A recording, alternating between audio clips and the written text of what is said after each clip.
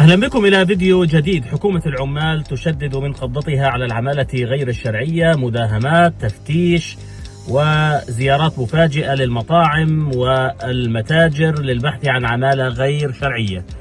وكشفت وزارة الداخلية عن خطتها لتكثيف حملاتها ضد العمالة في رد على تزايد تهديد حزب الإصلاح الذي يزايد على حزب العمال. الجارديان قالت أن الاعتقالات زادت بنسبة 38%، وأن العمال عازمون على الاستمرار في مكافحة الهجرة غير الشرعية.